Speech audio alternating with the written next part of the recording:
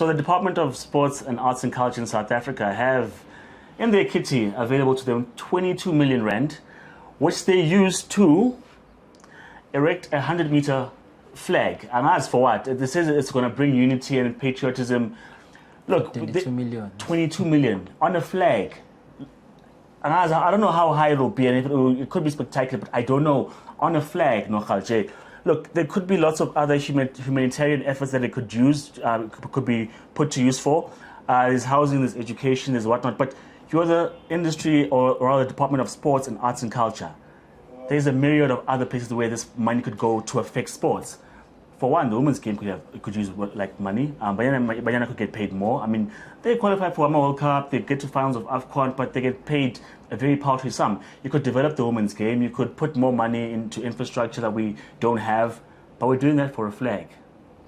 For a flag? Well, Chuck, if maybe the women's Banyana team and the other age group level women's team are taken care of, you could even set up a pension for these players. We saw, very sadly, heartbreaking images and sounds as well. Kosho Medise was speaking about the fact that when she was playing for Banyana, she got peanuts, scored over 100 goals for the green and gold.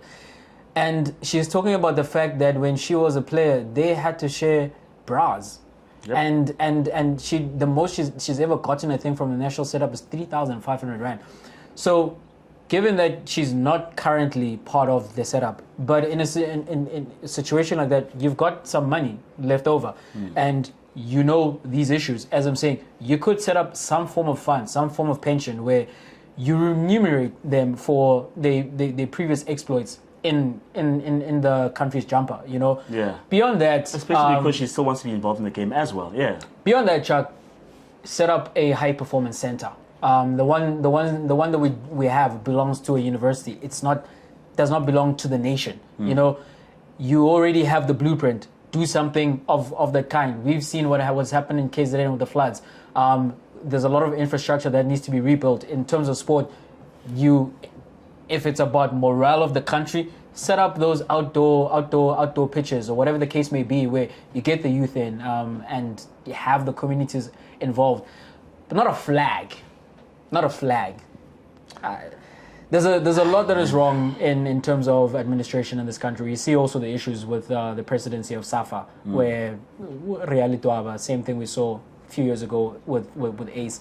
And man, it's just issues and issues and issues, and it's just a snapshot of the wider issues that we have in the country, and it's frustrating. And at some point we need to get through these things and just make smarter decisions along these lines. Smart decisions, smarter heads, cooler heads need to be had in those key areas, because I mean we cry and complain so much about the level of Bafana and all the other sporting codes that we're not competitive in. But if we're raising flags, I don't know what the price is for the highest flag in the world, but it does not. We're hosting the Netball World Cup next year. I don't know what kind of bonuses have been bandied about to those players, but if they haven't been, I don't imagine netball is one of the highest paying. I don't want to say professionals, because I don't think those players strictly play professionally, you know. But you could have done something for them. We are comfortably like top 10 in the world. Give those people money because they're representing. They're putting. I mean, if we go with the narrative that sports unites a country, give those people money first to take care of their families, and then let's rally behind those people because they're actually representing our country. Welcome to South Africa. But that flag.